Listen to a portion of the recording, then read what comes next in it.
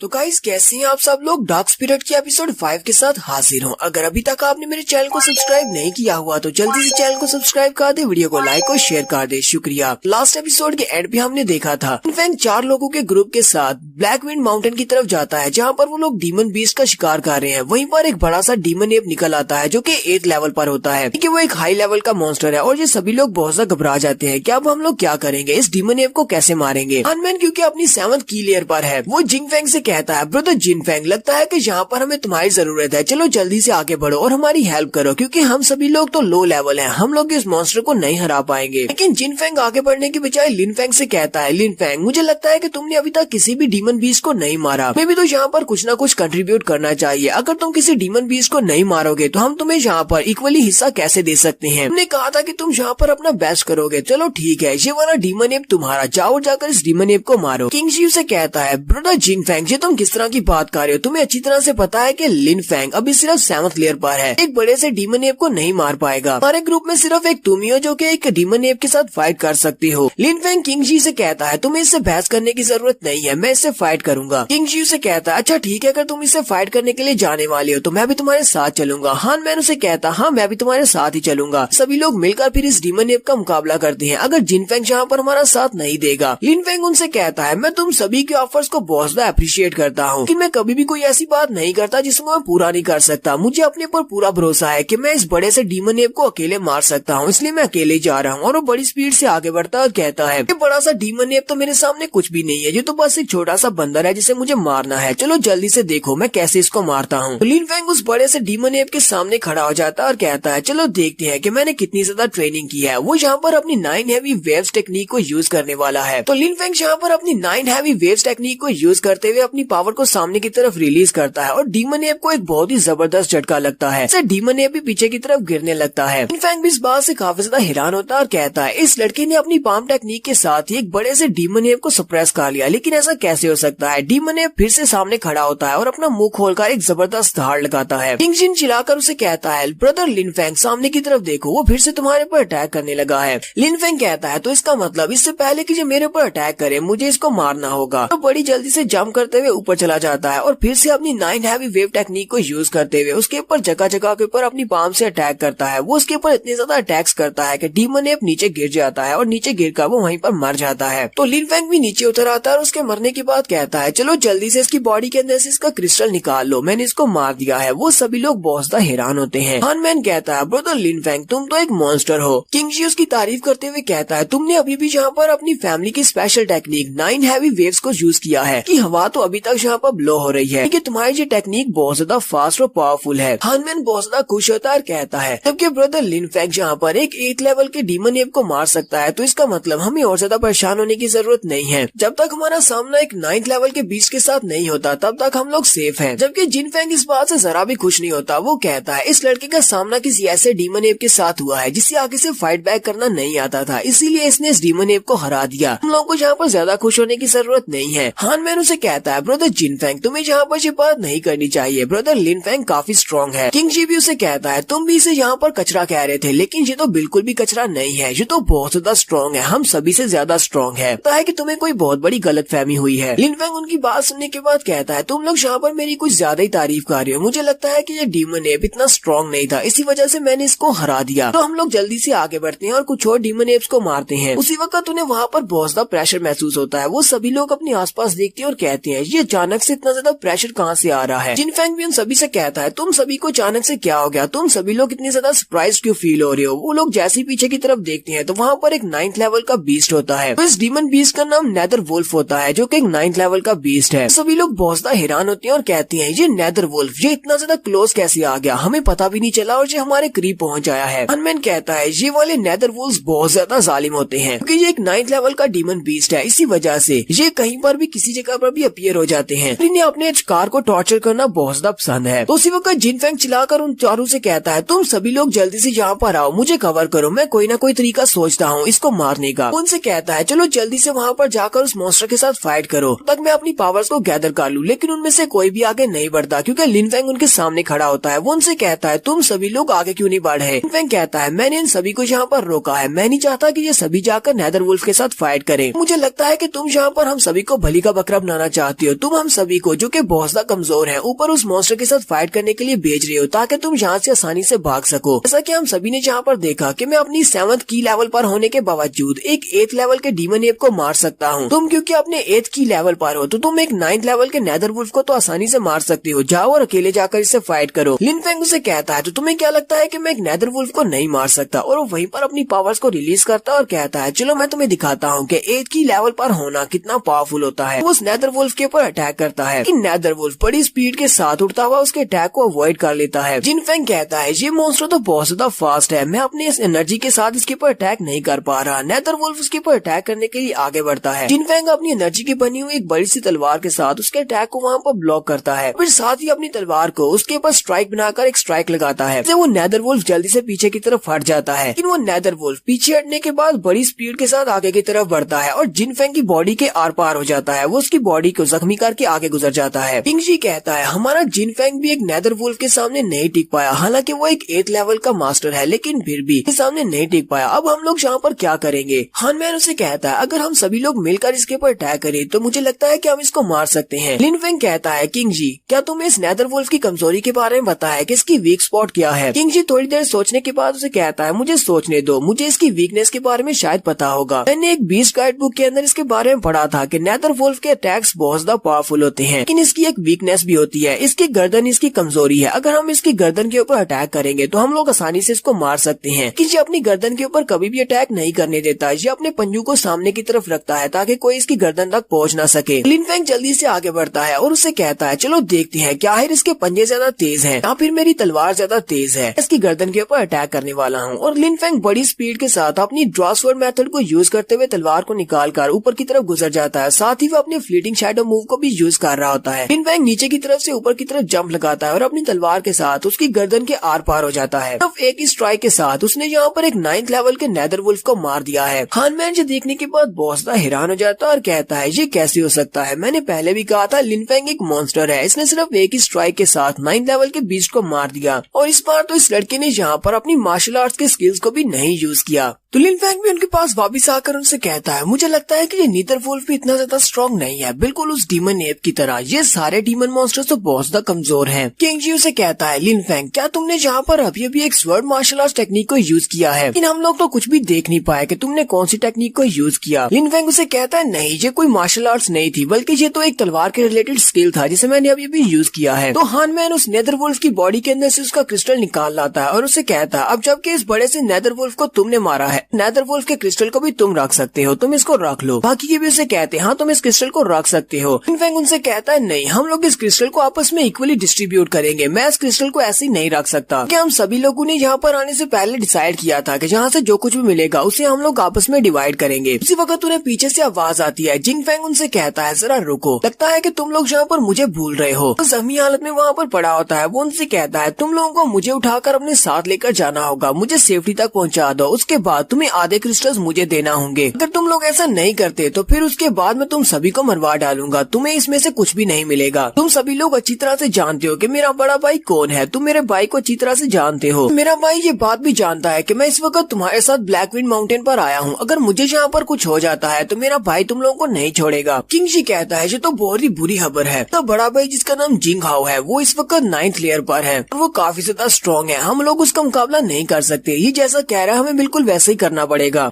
जिंग Feng भी इस बात से काफी ज्यादा खुश हो जाता है और उनसे कहता है, तुम लोगों ने बहुत ही अच्छा फैसला किया है, चलो जल्दी से यहाँ पर आओ और मुझे उठाओ, मुझे पहले अच्छी जगह पर लेकर चलो, क्योंकि अगर यहाँ पर मेरे साथ कुछ भी बुरा हुआ तो मेरा भाई तुम लोगों को बहुत ज्यादा टॉर्चर करेगा और उसके बाद तुम सभी को मार डालेगा। क्योंकि हमारा लिन फेंग उसके सामने आकर खड़ा हो जाता है और उसे कहता है, अच्छा तो तुम्हारा बड़ा भाई 9th की लेयर पर है तो इस बात से क्या फर्क पड़ता है? मैंने यहाँ पर तुम्हारे साथ कुछ भी बुरा नहीं किया, मैं तो तुम्हें जानता भी नहीं हूँ, लेकिन फिर भी तुमने यहाँ पर मेरे साथ काफी कुछ बुरा किया। तुमने मुझे डीमन एप के हाथों से मरवाने की कोशिश की। इसके बाद जब हमारे ऊपर एक बड़े से नेदर वुल्फ ने अटैक किया, तुमने हम सभी को उसके सामने भेजा ताकि हम लोग उसके हाथों मारे जाएं और उसके बाद तुम हमारे सारे क्रिस्टल्स लेकर भाग जाओ। मैंने यहाँ पर ये सब कुछ इसलिए बर्दाश्त किया क्योंकि हम सभी लोग जुनहाई सेक्टर के डिसाइपल्स हैं। मुझे लगा कि शायद जब तुम देखोगे कि मैं इतना ज्यादा स्ट्रॉन्ग हूँ तो तुम मुझसे माफी मांगोगे और शायद मेरे अच्छे दोस्त बन जाओगे, लेकिन अफसोस तुम तो एक बुरे के बुरे इंसान रहे। लिन फेंग जल्दी से अपनी तलवार निकालता है और उसे कहता है, तुम्हारा बड़ा भाई चाहे जो भी हो, तुम्हें लगता है कि मुझे इस बात से फर्क पड़ता है, मैं किसी से नहीं डरता। जिंग फेंग भी बहुत सा घबरा जाता है और कहता है, ये तुम क्या करने वाले हो? अब इस साथ ही वो चिल्लाकर उसे कहता है, मुझे डीमन क्रिस्टल्स नहीं चाहिए, तुम सारे डीमन क्रिस्टल्स को अपने पास रख सकते हो, बस मुझे यहाँ से अपने साथ ले चलो, मेरी जान बचा दो। आज के बाद तुम जो भी मुझसे कहोगे मैं वो करूंगा। हान मैन और किंग जी भी उसे कहते हैं, ब्रदर तुम्हें इसको छोड़ देना चाहिए, मुझे नहीं लगता कि इसको मारने से हमें कुछ मिलने वाला है। लिन फेंग उनसे कहता है, तुम लोग इस बंदे के ऊपर यकीन कैसे कर सकते हो, ये एक बुरा इंसान है और हम लोगों ने इसको अच्छे से ट्रीट भी कर दिया, तो कल को ये अपने भाई को अपने साथ लेकर आएगा और हम सभी को फिर से मरवा डालेगा। और हमने इसको जिंदा छोड़ दिया तो ये हमारे लिए बिल्कुल भी अच्छा नहीं रहेगा। और साथ ही वो अपनी तलवार को घुमाता है और उसका गला काट देता है। और यहीं पर हम लोग अपनी डार्क स्पिरिट की 5th एपिसोड का एंड करेंगे। एपिसोड की एक्सप्लेनेशन अच्छी लगी हो तो कमेंट करके जरूर बताइएगा। चैनल को सब्सक्राइब कर दे, वीडियो को लाइक और शेयर कर दें। शुक्रिया।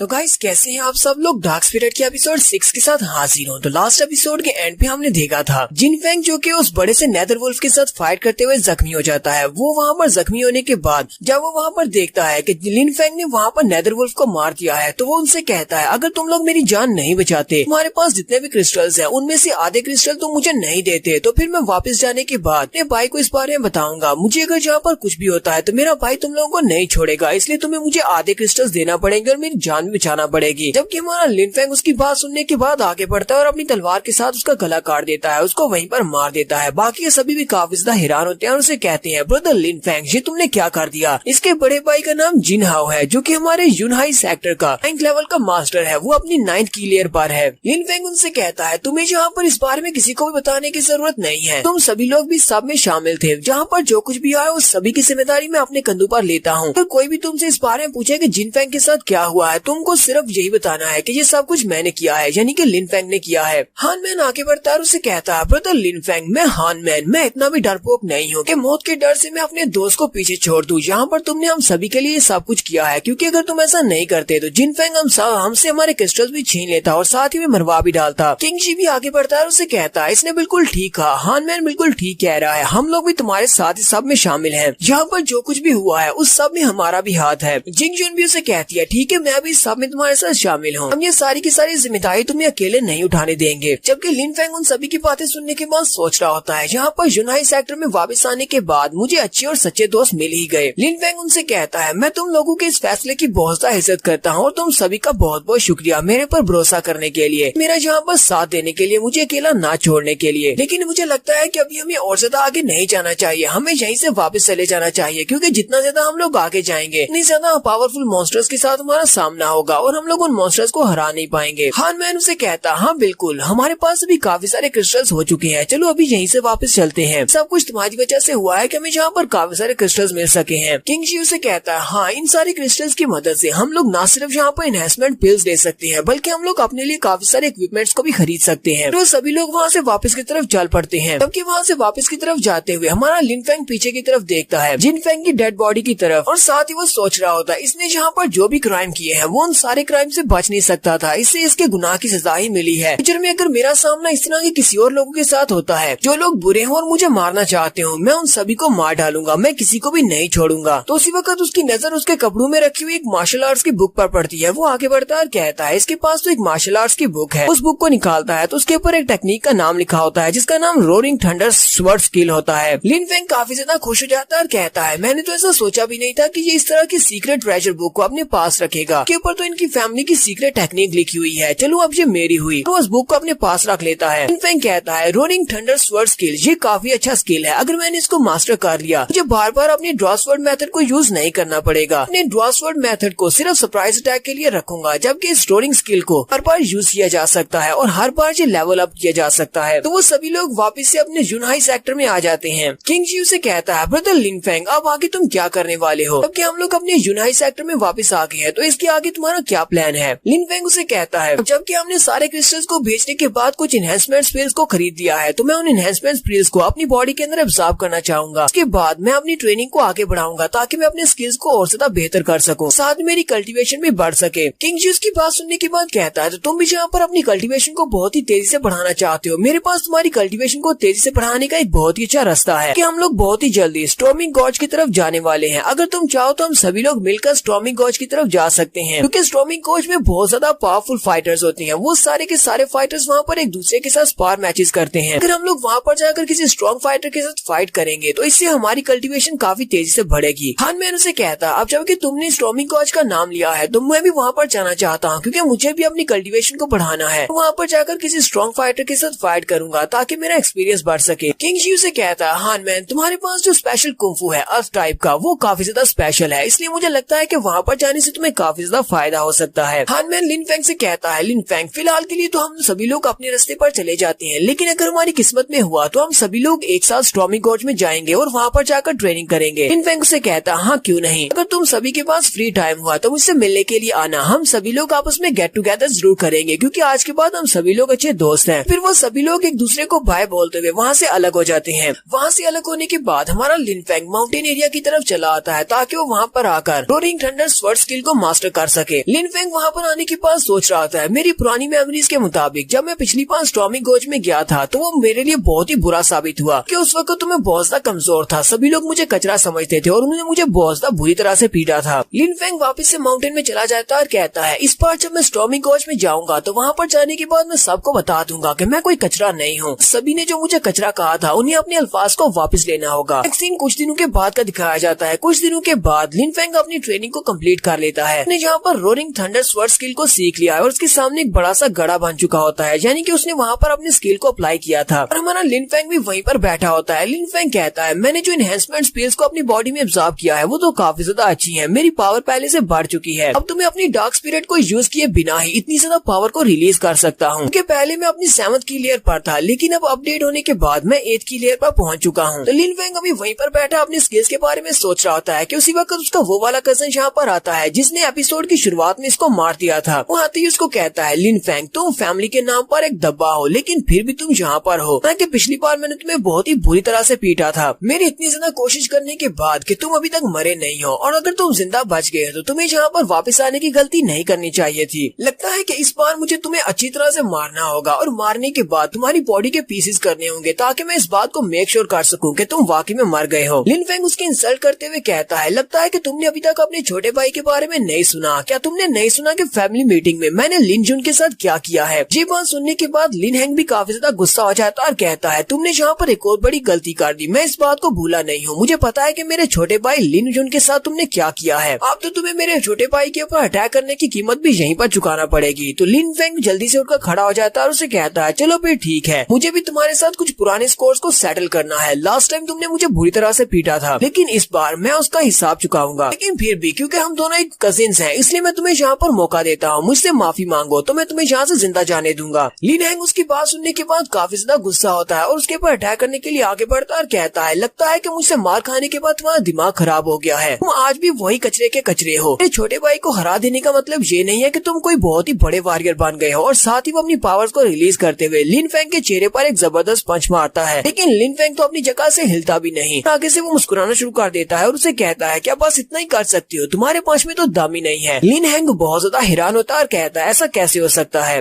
लिन फेंग उसके हाथ को पीछे की तरफ झटकते हुए उससे कहता है, लगता है कि तुमने अभी तक कुछ भी नहीं सीखा। क्या तुम्हें लगता है कि मैं यहाँ पर बिना किसी वजह के आ गया हूँ? मैं यहाँ पर तुमसे हिसाब चुकता करने के लिए आया हूँ। मैंने तुम्हारे छोटे भाई लिन जुन के ऊपर अटैक किया, क्या तुमने इस बात से सबक नहीं सीखा कि मैं पहले से स्ट्रॉन्ग हो चुका हूँ? और फिर साथ ही हमारा लिन फेंग वहीं पर खड़े खड़े अपनी 9 हैवी वेव्स टेक्निक को यूज करते हुए उसके ऊपर अटैक करता है। इससे काफी ज्यादा प्रेशर निकलता है, जिससे लिन हैंग भी पीछे की तरफ गिर जाता है। लिन फेंग उसे कहता है, लगता है कि तुम तो मेरे छोटे से अटैक्स को भी नहीं ब्लॉक कर पा रहे, अभी तो मैंने स्टार्ट किया है, मैं तुम्हें दिखाता हूँ कि मैं कितना स्ट्रॉन्ग हो चुका हूँ। फिर साथ ही वो वहाँ पर अपनी रोरिंग थंडर टेक्निक को रिलीज करता है और कहता है, चलो अब मैं तुम्हें अपनी रोरिंग थंडर स्वर्ड्स टेक्निक को दिखाता हूँ। अपनी थंडर स्वर्ड टेक्निक को रिलीज करते हुए उसके ऊपर एक थंडर बोल्ट को गिराता है, जिससे लिन हैंग बहुत ज्यादा जख्मी होकर वहीं पर गिर जाता है। उसके जख्मी होने के बाद लिन फेंग उसके सामने आकर खड़ा हो जाता है और कहता है, तो क्या तुम यहाँ पर हार मानने को तैयार हो या नहीं? लिन हैंग उसके सामने माफिया मांगना शुरू कर देता है और उसे कहता है, लिन फेंग मैंने तुम्हारे साथ बहुत ज्यादा बुरा किया, मुझे तुम्हारे साथ ये सब कुछ नहीं करना चाहिए था, क्योंकि मेरी नजर फैमिली का यंग मास्टर बनने के लिए उस पोजीशन पर थी, इसी वजह से मैं तुम्हें वहाँ से हटाने के लिए मारना चाहता था। अब मुझे वो सब कुछ नहीं चाहिए, तुम फैमिली के हेड बन सकते हो, तुम्हें जो कुछ भी चाहिए होगा मैं तुम्हें वो दूंगा, मैं तुम्हारे लिए कुछ भी करने को तैयार हूँ, बस तुम मुझे यहाँ पर मारना मत। लिन फेंग उसे कहता है, मुझे एक बात बताओ, अगर मैं तुम्हारे सामने इस तरह माफी की भीख मांगता तो क्या तुम मुझे जाने देते? जबकि लास्ट टाइम मैंने तुमसे माफी की भीख मांगी थी, लेकिन तुमने मुझे नहीं जाने दिया।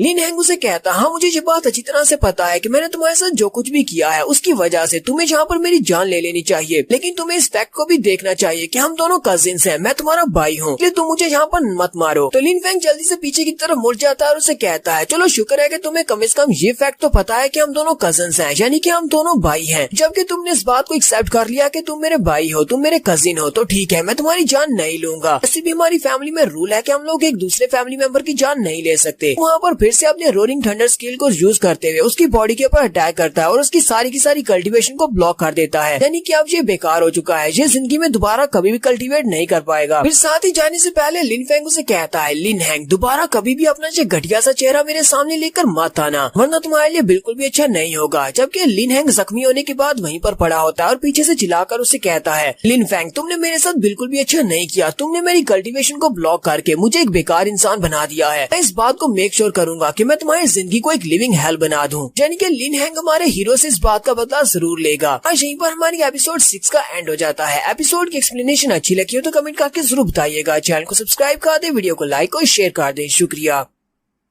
डार्क स्पिरिट की एपिसोड 7 के साथ हाजिर हो। तो लास्ट एपिसोड के एंड पे हमने देखा था हमारा लिन फेंग अपने कजन लिन हैंग, जिसने एपिसोड 1 की शुरुआत में उसको अधमरा कर दिया था, उसके अपना बदला ले लेता है। उसकी कल्टीवेशन को सील करने के बाद वो वहाँ से वापस की तरफ आ रहा होता है। तो लिन फेंग वहाँ से वापस आते हुए इसी बारे में सोच रहा होता है। लिन फेंग कहता है, मैंने अपने कजन को जान से नहीं मारा क्योंकि हमारी फैमिली के अंदर एक रूल है कि हम लोग अपने फैमिली मेंबर्स को जान से नहीं मार सकते, लेकिन अगली बार अगर इसने दोबारा मुझसे इसी तरह बिहेव किया तो मैं इसे जरूर मार डालूंगा। उसी वक्त उसके ऊपर कोई अटैक करता है। वो कहता है, कौन है यहाँ पर, किसने अपने एरो के साथ मेरे पर अटैक किया है। ऐसी वो पीछे की तरफ मुड़ता है तो वहाँ पर फिर से ल्यूफी खड़ी होती है। ल्यूफी अपने एरो के साथ उसके ऊपर अटैक करती है। ल्यूफी उसे कहती है, तुम्हारी हिम्मत कैसे हुई, लास्ट टाइम तुमने मुझे नहाते हुए देखा था, यहाँ पर फिर से तुम मेरे सामने आ गए हो, इस बार तुम मुझसे नहीं बचोगे। और वो फिर से अपने एरो को लोड करती है और कहती है, अब तुम यहीं पर मरने वाले हो। वो लिन फेंग के ऊपर अटैक कर देती है, जबकि लिन फेंग सोच रहा होता है, लास्ट टाइम तो मैं इससे डर कर भाग गया था क्योंकि मेरी कल्टीवेशन काफी लो थी और मुझे लगा कि मैं इसका मुकाबला नहीं कर सकता, जबकि मैं 8th लेवल तक प्रमोट हो चुका हूँ और मैंने कुछ नए स्किल्स भी सीखे हैं, तो मुझे डर कर भागने की जरूरत नहीं है। उसके एरो जो कि सामने की तरफ से आ रहे होते हैं, लिन फेंग भी जल्दी से सामने की तरफ बढ़ता है और कहता है, तुम्हारे अटैक्स इतने ज्यादा पावरफुल नहीं है कि मुझे इनको डॉज करने की जरूरत पड़े, अब मैं डायरेक्टली तुम्हारे पर अटैक करने वाला हूँ। यूवी भी इस बात से बहुत ज्यादा हैरान हो जाती है कि ये तो सीधा मेरी तरफ ही आगे बढ़ रहा है। लिन फेंग यहाँ पर अपनी रोडिंग थंडर स्किल टेक्निक को यूज करते हुए उसके एरोस को अपने हाथ के साथ ही डिस्ट्रॉय कर देता है और उसे कहता है, क्या बस तुम इतना ही कर सकती हो। साथ ही वो अपने दूसरे हाथ में अपनी रोडिंग थंडर टेक्निक को रिलीज करते हुए उसके ऊपर अटैक करने के लिए आगे बढ़ता है। ऐसे वो उसके करीब पहुंचने लगता है, वहाँ पर कोई तीसरा बंदा आ जाता है और वो लिन फेंग के ऊपर अटैक करता है और वो अटैक काफी ज्यादा पावरफुल होता है। लिन फेंग जल्दी से जंप करते हुए पीछे की तरफ हट जाता है। तो लिन फेंग पीछे हटने के बाद कहता है, अब यहाँ पर कौन है। तो वो लड़का उसे कहता है, लड़के लगता है कि तुम जिंदा नहीं रहना चाहते, तुम्हारी हिम्मत कैसे हुई सिस्टर ल्यूफी के ऊपर अटैक करने की। ल्यूफी भी कहती है, कौन है जहाँ पर। तो वहाँ पर एक लड़का होता है जिसका नाम यूहा होता है, वो पेड़ के ऊपर बैठा होता है। वो लड़का एक इनर डिसाइपल होता है, जबकि उसका कल्टीवेशन लेवल 100 लेवल होता है।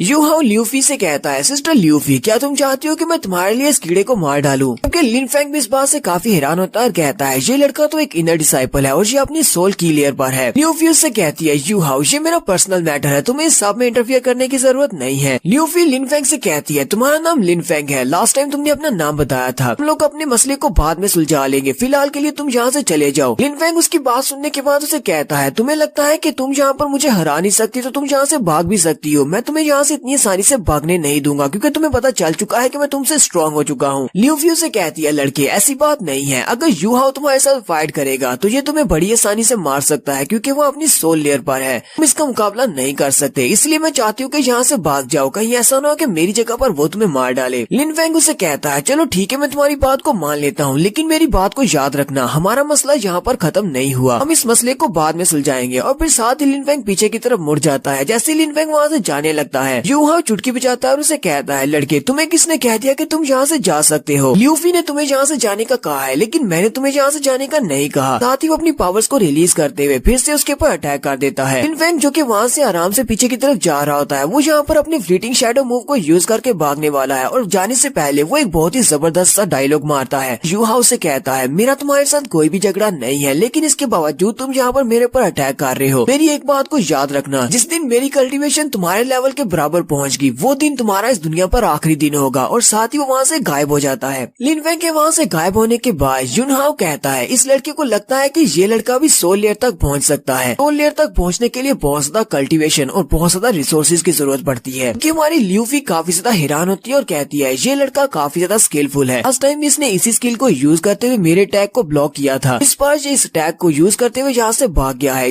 तो लिन फेंग वहाँ से गायब होने के बाद जंगल के दूसरे एरिया में आ जाता है और वहाँ से वापस चलता हुआ जा रहा होता है। लिन फेंग कहता है, हालांकि मुझे अपनी स्पीड के ऊपर पूरा भरोसा है और मेरी स्ट्रेंथ भी काफी अच्छी है, लेकिन मैं यूहाओ का मुकाबला नहीं कर सकता क्योंकि यूहाओ अपने सोल की लेवल पर है और सोल की लेवल मेरे लेवल से 3 लेवल अप है। अगर मुझे यहाँ पर इस तरह के किसी और मेंबर को हराना है तो मुझे सबसे पहले तो अपनी की लेयर के 9th लेवल तक पहुँचना होगा, उसी के बाद ही मैं अपनी सोल लेवल पर प्रमोट हो सकूंगा। तो लिन फेंग अभी यहीं पर ये सब कुछ सोचता हुआ आगे की तरफ बढ़ रहा होता है कि उसी वक्त वहाँ पर उसके रास्ते में हान मैन और जिंग जुन आते हैं। वो उसे कहते हैं, लिन फेंग तो फाइनली हम लोग यहाँ पर दोबारा मिल रहे हैं, तुम कहाँ पर जा रहे हो। लिन फेंग भी उनसे कहता है, हाँ तुम लोग कहाँ पर जा रहे हो, मैं तो वापस अपने डॉर्म रूम्स की तरफ जा रहा हूँ। ये सभी लोग एक दूसरे को देखकर काफी ज्यादा खुश होते हैं। लिन फेंग उसे कहता है, हान मैन तुम कहाँ पर जा रहे हो। हान मैन उसे कहता है, हमारी टाइमिंग बहुत ज्यादा परफेक्ट है, हम यहाँ पर तुम्हें ढूंढने के लिए आए थे। लिन फेंग उसे कहता है, अच्छा तो तुम लोग मुझे ढूंढ रहे हो, मुझे याद है कि तुम लोगों ने कहा था कि तुम सभी लोग स्टॉर्मिंग गॉर्ज में जाना चाहते हो, वहाँ पर किसी के के स्पार मैच करके अपनी ट्रेनिंग को बढ़ाना चाहते हो, लेकिन तुम मुझे क्यों ढूंढ रहे हो? मेरे साथ तुम्हारा क्या काम है? हनमैन उसे कहता है असल में स्टॉर्मी गोज एरिया बहुत ज्यादा खतरनाक एरिया है। तुम अच्छी तरह से जानते हो कि वहाँ पर बहुत सारे ऐसे फाइटर्स हैं। कुछ लोग तो वहाँ पर फाइट करके अपनी कल्टीवेशन को बढ़ाने के लिए आते हैं, लेकिन कुछ लोग वहाँ पर अपने मजे के लिए आते हैं और वो बहुत ज्यादा बुरे होते हैं। वो किसी की जान भी ले सकते हैं। तुम्हारे जैसा एक स्ट्रॉन्ग फाइटर वहाँ पर मेरे साथ होगा तो मुझे इससे काफी ज्यादा हिम्मत मिलेगी, इसलिए प्लीज मेरे साथ स्टॉर्मी गोज में चलो। जिंगजुन भी उसे कहती है हाँ, अगर ब्रदर लिनफेंग तुम हमारे साथ चलोगे तो मुझे लगता है कि हम लोग वहाँ पर सेफ रहते हुए अपनी ट्रेनिंग को बढ़ा सकते हैं। कोई भी हमारे पर इस तरह अटैक नहीं करेगा। लिनफेंग उनसे कहता हाँ क्यों नहीं, चलो ठीक है, मैं तुम्हारे साथ ही चलता हूँ। चलो हम सभी लोग मिलकर स्टॉर्मी गोज की तरफ चलते हैं। हनमैन भी काफी ज्यादा खुश होता है और कहता है दोस्त तुम तो वाकई में बहुत ज्यादा अच्छे हो, चलो चलते हैं। फिर साथ ही वो अपने पास एक मास्क निकालता है और कहता है मैं पूरी तैयारी के साथ आया हूँ, चलो जल्दी से इस मास्क को पहन लो। लिनफेंग उसे कहता है लेकिन इस मास्क की क्या जरूरत है, क्या इस मास्क को पहनना बहुत ज्यादा जरूरी है? हनमैन उसे कहता है हाँ, इस मास्क को पहनना काफी ज्यादा जरूरी है ताकि कोई भी हमारी आइडेंटिटी को पहचान न सके, क्योंकि स्टॉर्मी गोज के अंदर हमने किसी को हरा दिया, वो हमसे बदला लेने के लिए बाद में सेक्टर के अंदर वापस आने के बाद भी हमारे पर अटैक कर सकता है, इसलिए हमें अपनी आइडेंटिटी को वहाँ पर छुपा कर रखना होगा। तो लिनफेंग जल्दी से अपने मास्क को लगा लेता है और सोच रहा होता है ये मास्क लगाना वाकई में बहुत ज्यादा जरूरी है, मैं इस बात को कैसे भूल सकता हूँ। स्टॉर्मी गोज के अंदर जितने भी लोग आते हैं वो सभी लोग वहाँ पर दूसरों के साथ स्पार मैच करने के लिए आते हैं। इस कल्टीवेशन की दुनिया में सिर्फ स्ट्रॉन्ग को ही जिंदा रहने का हक है, और आप लोग जहाँ पर हार जाते हैं तो आपकी प्राइड को ठेस पहुँचती है और आप बदला भी ले सकते हैं। तो अपने मास्क लगा लेने के बाद वो सभी लोग स्टॉर्मी गोज की तरफ निकल पड़ते हैं। हनमैन कहता है ब्रदर लिनफेंग तुम्हारे जहाँ पर हमारे साथ होने की वजह से मुझे काफी ज्यादा हिम्मत मिल रही है। वो लोग स्टॉर्मी गोज एरिया में पहुँच जाते हैं। स्टॉर्मी गोज एरिया के बारे में बताया जाता है कि ये एक माउंटेन एरिया है, एक स्पेशल माउंटेन एरिया है जहाँ पर यूनहाई सेक्टर के सारे बच्चे आकर ट्रेनिंग कर सकते हैं। यहाँ पर कोई भी रूल्स इम्प्लीकेट नहीं होते, यहाँ पर बच्चे एक दूसरे के साथ स्पार मैचेस खेल सकते हैं, एक दूसरे को चैलेंज कर सकते हैं, आपस में फाइट कर सकते हैं। यहाँ पर एक दूसरे से फाइट करने से उनकी कल्टीवेशन तेजी से बढ़ती है और उनके स्किल्स भी बढ़ते हैं। इसीलिए यूनहाई सेक्टर वालों ने इन सारे बच्चों को यहाँ पर आपस में स्पार मैच करने की इजाजत दी है। हालांकि यहाँ पर स्पार मैच के दौरान कोई एक दूसरे की जान नहीं ले सकता, लेकिन यहाँ पर जख्मी होना बहुत ही आम सी बात है। लिनफेंग, हनमैन और जिंगजुन वो तीनों ही चलते हुए जैसे ही स्टॉर्मी गोज एरिया के अंदर एंटर होते हैं तो वहीं पर रास्ते में सबसे पहले एक लड़का आता है और उनके सामने लैंडिंग करते हुए खड़ा होता है और उनसे कहता है मैं यहाँ पर तुम लोगों के साथ स्पार मैच करना चाहता हूँ, तुम में से कौन मेरे साथ स्पार मैच करेगा? तो तुम्हें इसमें दिलचस्पी हो तो मैं तुम्हारे साथ यहाँ पर एक मैच करना चाहूंगा। मैन बहुत ज्यादा खुश हो जाता है, कहता है मैंने तो ऐसा सोचा भी नहीं था कि स्टॉर्मी गोज एरिया में एंटर होते ही हमें यहाँ पर पहला कैंडिडेट मिल जाएगा। लिनफेंग हनमैन से कहता है तुम्हें बहुत ज्यादा ध्यान रखना होगा, ये जितना दिखता है उससे ज्यादा स्ट्रॉन्ग है। हनमैन उसे कहता है ब्रदर तुम्हें परेशान होने की जरूरत नहीं है, अगर ये सिर्फ एक स्पार मैच है तो फिर मैं इसको हैंडल कर सकता हूँ, मैं भी बहुत ज्यादा स्ट्रॉन्ग हूँ। साथ ही उन दोनों में स्पार मैच स्टार्ट हो जाता है। दूसरे लड़के ने भी मास्क लगाया होता है, वो जल्दी से आगे बढ़ता है और हनमैन को पंच मारता है कि हनमैन अपने बड़े बड़े हाथों को सामने करते हुए उसके पंच को ब्लॉक करता है। इस लड़के की स्ट्रेंथ वाकई में काफी ज्यादा होती है। उस लड़के के एक ही पंच के साथ हनमैन जख्मी हो जाता है और उसके मुंह से ब्लड निकल रहा होता है। हनमैन हैरान होता है और कहता है मैं तो इसके एक पंच को भी ब्लॉक नहीं कर सका, ये लड़का तो वाकई में स्ट्रॉन्ग है। सामने वाला लड़का हनमैन को पंच मारने के बाद उसे कहता है तो इस वक्त तुम अपनी की लेयर के 8th लेवल पर हो। चलो मैं तुम्हें अपनी कल्टीवेशन के बारे में बता देता हूँ, मैं अपनी की लेयर के 9th लेवल पर हूँ, इसी वजह से हम दोनों में डिफरेंस काफी बड़ा है। अगर तुम यहाँ पर सीरियसली फाइट नहीं करोगे तो तुम इस फाइट को बहुत ही आसानी से हार जाओगे। हनमैन उसे कहता हाँ क्यों नहीं, मैं इस फाइट को सीरियसली लेता हूँ, और साथ ही वो अपनी शर्ट फाड़ देता है और अपनी बड़ी सी बॉडी निकालता है। कि सामने वाला लड़का उसे कहता है क्या तुम यहाँ पर अपनी बॉडी को ट्रांसफॉर्म करने वाले हो, क्या तुम्हारे पास बीस्ट टाइप की पावर है? लेकिन हनमैन के पास जो स्पिरिट पावर होती है वो अर्थ टाइप की स्पिरिट पावर होती है, यानी कि वो अर्थ को कंट्रोल कर सकता है। सामने वाला लड़का उसे कहता है तुम्हारे पास तो अर्थ टाइप की स्पिरिट पावर है, ये भी इतनी ज्यादा बुरी नहीं है। हनमैन उसे कहता है अब मैं अपनी फुल स्ट्रेंथ को यूज करने वाला हूँ। सामने वाला लड़का उसे कहता है तो फिर मुझे भी यहाँ पर अपनी मार्शल स्पिरिट को यूज करना पड़ेगा। अपनी मार्शल स्पिरिट को रिलीज करते हुए हनमैन को पंच मारता है। हनमैन सामने से अपने पंच के साथ उसके पंच को ब्लॉक करता है और वो दोनों ही पीछे की तरफ हट जाते हैं। हनमैन हालांकि यहाँ पर डिसएडवांटेज पर है, फिर भी वो काफी ज्यादा एक्साइटिंग होता है क्योंकि वो यहाँ पर एक 9th की लेयर के बंदे के साथ फाइट कर रहा है। सामने वाला लड़का उसे कहता है मुझे पता है कि तुमने मेरे पंच के साथ काफी सारी इंटरनल इंजरीज को बर्दाश्त किया है, लेकिन फिर भी तुम मेरे सामने टफ बनने की कोशिश कर रहे हो, तो वाकई में एक मर्द कहलाने के लायक हो। तो हनमैन फिर से अपनी पावर्स को रिलीज करता है और कहता है मुझे अंडर एस्टिमेट मत करना, मेरे पास अभी बहुत सारी स्ट्रेंथ है। और वो फिर से अपनी स्ट्रेंथ को गैदर करता है और अपने हाथों को सामने की तरफ करते हुए शायद ये कामेहामे मूव को यूज करने वाला है। तो इसके स्पेशल मूव का नाम माउंटेन शेकिंग लाइन रोर होता है। सामने वाला लड़का भी अपनी पावर्स को रिलीज करते हुए जंप करते हुए उसके ऊपर पंच मारने के लिए आगे बढ़ता है और कहता है चलो देखते हैं कि तुम्हारा ये फाइनल मूव मेरे सामने टिक पाता है या नहीं। वो उसे एक जबरदस्त पंच मारता है तो हनमैन पीछे की तरफ हट जाता है कि हनमैन को ये बात पता चल जाती है कि वो जहाँ पर इस लड़के का मुकाबला नहीं कर सकता और फाइनली वो इससे हारने वाला है। तो उस लड़के से कहता है मैंने जहाँ पर अपनी फुल स्ट्रेंथ को यूज कर लिया और सिर्फ तुम्हें जहाँ पर रोक ही पाया हूँ। चलो ठीक है, मैं जहाँ पर अपनी हार मानता हूँ क्योंकि मेरी बॉडी अब काफी ज्यादा जख्मी हो चुकी है। सामने वाला लड़का उसे कहता है तुम तो काफी ज्यादा अच्छे हो, यहाँ तक कि तुमने मुझे भी जख्मी कर दिया। कहता है कि मुझे भी काफी सारी ट्रेनिंग की जरूरत है। अगर मैं एक 8th लेवल के बंदे से जख्मी हो सकता हूँ, इसका मतलब यह है कि मैं भी काफी ज्यादा कमजोर हूँ। हानमैन से कहता है अगली बार जब हम दोनों में स्पार मैच होगा तो अगली बार मैं इतना ज्यादा इजी नहीं आऊंगा, मैं अपनी फुल स्ट्रेंथ से अटैक करूंगा। और फिर साथ ही वो लड़का वहाँ से चला जाता है। और यहीं पर हम लोग अपनी एपिसोड 7 का एंड करेंगे। एपिसोड की एक्सप्लेनेशन अच्छी लगी हो तो कमेंट करके जरूर बताइएगा। चैनल को सब्सक्राइब कर दे, वीडियो को लाइक और शेयर कर दे। शुक्रिया।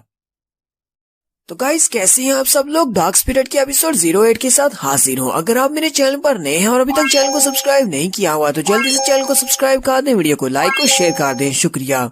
लास्ट एपिसोड के एंड पे हमने देखा था हानमैन एक लड़के के साथ स्पार मैच करता है और उस स्पार मैच में वो अपनी हार मान लेता है। वो लड़का भी उसे कहता है तुम काफी ज्यादा स्ट्रांग हो। ये भी यहाँ पर अपनी काफी सारी कमियों के बारे में पता चला है। फिर वो उसे वार्निंग देते हुए चला जाता है और कहता है अगली बार जब हम दोनों में स्पार मैच होगा अगली बार मैं अपनी फुल पावर को रिलीज करूंगा। उस लड़के के वहाँ से चले जाने के बाद हानमैन लिन फेंग से कहता है अगर मैं सच कहूँ तो यहाँ पर मेरी बॉडी के अंदर इंटरनल ऑर्गन्स डैमेज हो चुके हैं और मेरी हालत अंदर से काफी ज्यादा खराब है। लिन फेंग कहता है अगर वहाँ पर मैंने अपने हाथों को सामने नहीं किया होता जब उसने मुझे पहला पंच मारा था तो उसी वक्त उसने मेरा सर उड़ा देना था। मेरे अनइंटेंशनल एक्शंस ने मेरी जान बचा ली। लिन फेंग उसे कहता है तो ब्रदर हानमैन तुम्हारे वुंड्स कैसे हैं, क्या तुम्हारे जख्म ठीक है या नहीं? हानमैन वहीं पर बैठ जाता है मेडिएट करने के लिए। उसकी बॉडी से काफी सारी एनर्जी निकल रही होती है, लेकिन लिन फेंग उसकी तरफ देखने के बाद बहुत ज्यादा हैरान हो जाता है क्योंकि वो वहाँ पर बैठकर मेडिएट कर रहा होता है। लिन फेंग कहता है ऐसा कैसे हो सकता है, ये तो अपनी अलाइनमेंट स्टेज पर पहुंच चुका है। जिंग जुन भी इस बात से काफी ज्यादा हैरान होती है क्योंकि उसने पहले कभी किसी को अलाइनमेंट मूड में नहीं देखा होता। वो उसे कहती है ये यहाँ पर कर क्या रहा है? लिन फेंग उसे कहता है तुम्हें परेशान होने की जरूरत नहीं है। हानमैन इस वक्त वहाँ पर बैठकर अपने आप को सेल्फ हील कर रहा है। वो वहाँ पर मेडिटेट कर रहा है। मेडिटेशन करने के बाद जब उसकी ये कंप्लीट हो जाएगी उसकी स्ट्रेंथ पहले से बहुत ज्यादा बढ़ जाएगी। और यहीं पर हमें मेडिटेशन के बारे में बताया जाता है जब एक कल्टिवेटर एनलाइटमेंट की स्टेज पर पहुंचता है तो ये वाला स्टेप बहुत ज्यादा क्रूशियल होता है क्योंकि अगर आप एक बार लाइनमेंट स्टेज में चले जाते हैं और उसके बाद जब आपकी लाइनमेंट स्टेज ओवर होती है तो आपके पास जितनी कल्टिवेशन होती है उसकी क्वालिटी पहले से बहुत ज्यादा बढ़ जाती है और आपकी स्ट्रेंथ बहुत ज्यादा बढ़ती है। लेकिन इसका साइड इफेक्ट ये है कि जब तक आप अलाइनमेंट स्टेज में होते हैं तब तक कोई भी आपको डिस्टर्ब ना करे क्योंकि अगर आप इस दौरान डिस्टर्ब हो गए अपने अपनी अलाइनमेंट स्टेज को दरमियान में ही छोड़ दिया तो आप मर भी सकते हैं। लिन फेंग वहाँ पर बैठे बैठे हानमैन की तरफ देखकर सोच रहा होता है बहुत सारे कल्टिवेटर्स ऐसे हैं जो कि इस दिन का सपना देखते हैं कि वो कभी अलाइनमेंट स्टेज में जा सके। इन हानमैन यहाँ पर सिर्फ एक ही फाइट के बाद अपनी अलाइनमेंट स्टेज में चला गया है। ये तो बहुत ज्यादा लकी है। ये तो सोचा भी नहीं था कि ये मुझसे पहले अलाइनमेंट स्टेज में चला जाएगा। लिन फेंग कहता है यहाँ पर स्टॉर्मिंग कोर्ट एरिया में आने का मकसद हानमैन की स्ट्रेंथ को बढ़ाने का नहीं था। मैं यहाँ पर वापस इसलिए आया हूँ ताकि मैं भी यहाँ पर किसी के साथ फाइट करके कुछ नए स्किल्स को सीख सकूं। उसी वक्त लिन फेंग को कुछ महसूस होता है जैसे कि यहाँ पर कोई है और जहाँ पर कोई अटैक करने वाला है। वो जल्दी से उठकर खड़ा हो जाता है और कहता है कौन है यहाँ पर? जैसे दूसरी तरफ देखता है उसी वक्त पीछे से एक फायर बॉल उड़ता हुआ आता है और वो सीधा हानमैन की पीठ पर लगता है। हानमैन की अलाइनमेंट की स्टेज वहीं पर डिस्टर्ब हो जाती है। उसके मुंह से ब्लड निकलता है और वो जख्मी होकर गिर जाता है। फेंग जल्दी से आगे बढ़ता है और हानमैन को सहारा देते हुए कहता है कौन है यहाँ पर? किस कमीने ने ये सब कुछ किया है? तो भी हो तुम बहुत ही घटिया इंसान हो, तुमने इसके ऊपर बैक से अटैक किया। यहाँ पर पीछे एक लड़का खड़ा होता है जिसके पास फायर स्पिरिट होती है। वो उनसे कहता है क्योंकि तुम मेरी नजरों में बहुत ज्यादा चुभ रहे थे इसलिए मैंने तुम्हारे पर अटैक कर दिया। क्या तुम्हें लगता है कि मैंने यहाँ पर कुछ गलत किया है? अगर गलत किया है तो आप मुझसे बदला लो। हम लोग इस वक्त स्टॉर्मिंग कोर्ट एरिया में है जहाँ पर कोई भी कहीं पर से भी किसी पर भी अटैक कर सकता है। लिन फेंग उसे कहता है हाँ ये बात ठीक है कि यहाँ पर कोई किसी पर किसी जगह से भी अटैक कर सकता है कि तुमने यहाँ पर बहुत ज्यादा गलत किया है, तुम्हें इसकी कीमत चुकाना पड़ेगी। हानमैन लिन फेंग से कहता है मुझे इस लड़के के साथ फाइट करने दो। लिन फेंग उसे कहता है लेकिन तुम इससे फाइट कैसे कर सकते हो, तुम इस वक्त बहुत ज्यादा जख्मी हो। तो वो लड़का भी आगे से हानमैन से कहता है अगर तुम मुझसे बदला लेना चाहते हो तो क्यों ना हम लोग लाइफ एंड डेथ अरीना में जाकर फाइट करें। मुझे नहीं लगता कि यहाँ पर फाइट करने से कोई मजा आएगा। हानमैन उसके चैलेंज को एक्सेप्ट कर लेता है और कहता है चलो ठीक है, अगर तुम लाइफ एंड डेथ अरीना में फाइट करना चाहते हो हम लोग लाइफ एंड डेथ अरीना में ही फाइट करेंगे। लिन फेंग उसे कहता है क्या तुम वाकई में इस बारे में श्योर हो कि तुम लाइफ एंड डेथ अरीना में इस लड़के से फाइट करना चाहते हो? हानमैन उसे कहता है ब्रदर मुझे पता है कि तुम्हें मेरी बहुत ज्यादा फिक्र है लेकिन मुझे इस मसले को खुद ही निपटाना पड़ेगा क्योंकि इसने मेरे पर अटैक किया है। लेकिन अगर मैं इससे फाइट करते हुए मर जाता हूँ तो प्लीज इस लड़के से मेरा बदला जरूर लेना। नेक्स्ट सीन हमें लाइफ एंड डेथ अरीना का दिखाया जाता है। तो लाइफ एंड डेथ अरीना बस स्टॉर्मिंग कोर्ट एरिया के सेंटर में एक बहुत बड़ा एरिना सेंटर है जहाँ पर सभी लोग एरिना में मैच देखने के लिए आते हैं। स्पेशल एरिना जहाँ पर लाइफ एंड डेथ मैचेस खेले जाते हैं। यानी कि अगर आप एक बार इस अरीना में एंटर हो गए तो वहाँ से एक के मरने के बाद ही आप उतर सकते हैं। वहाँ पर जितने लोग पहले से मौजूद होते हैं वो बहुत ज्यादा एक्साइटेड हो जाते हैं और कहते हैं लगता है कि यहाँ पर फिर से कोई लाइफ एंड डेथ चैलेंज खेलने वाला है, चलो देखने में मजा आएगा किस बार कौन जीतेगा। वो लड़का पहले से अरीना में चला जाता है और वो हानमैन से कहता है एक बार तुम इस अरीना में आ गए तो उसके बाद हम दोनों में से एक के मरने के बाद ही हम लोग यहाँ से नीचे उतर सकते हैं, तो इसलिए सोच समझ कर ऊपर आना। लिन फेंग हानमैन से कहता